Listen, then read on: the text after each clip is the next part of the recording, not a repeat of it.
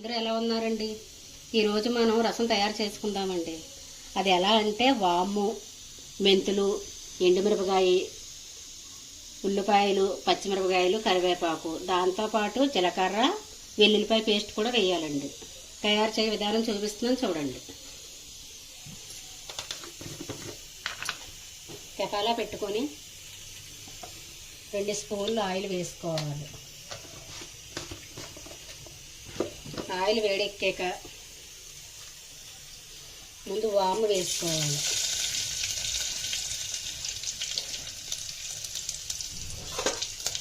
వాము బాగా వేగాక కరివేపాకు, ఎండుమిరపకాయ, ఉల్లిపాయ, పచ్చిమిరపకాయ ముక్కలు వేసుకోవాలి.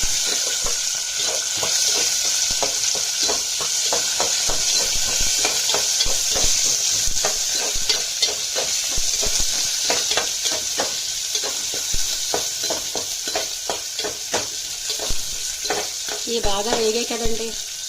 ఇప్పుడు జీలకర్ర, వెల్లుల్లిపాయ పేస్టు నేను రోట్లో కుమ్మానండి.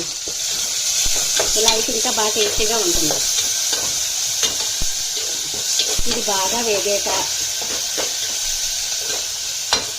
కొంచెం పసుపు వేసుకోవాలి.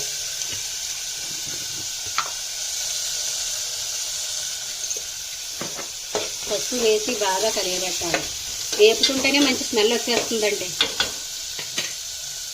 తర్వాత వాటర్ వేసుకోవాలి. మీరు ఈ రసం మీకు వీలుని బట్టి ఎంతమందికి అయితే అంతమందికి అది పెంచుకుంటూ వెళ్ళాలండి. ఇందులో చింతపండు, ఈ మాత్రం చింతపండు, నిమ్మకాయ అంటే చింతపండు ఈ రసానికి సరిపోద్దండి. ఈ రసం ఇంచుమించు 4 సరిపోద్ది మనకి.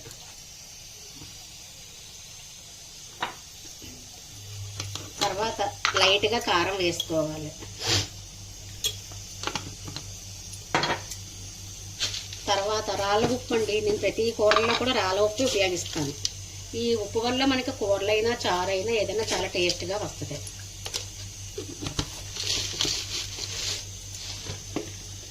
సరే మూత పెట్టేస్తున్నానండి.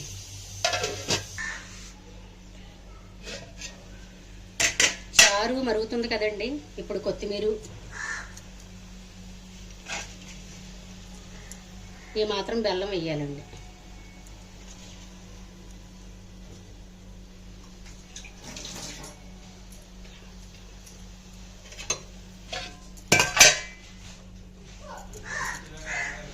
ఒకసారి ఇలా కలపండి.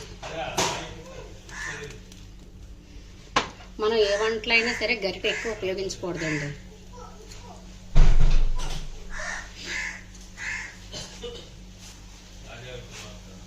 ఈ చారు వేడివేడి అన్నంలో వేసుకొని తింటే ఇంకా కూరతో మనకి పని ఉండదండి.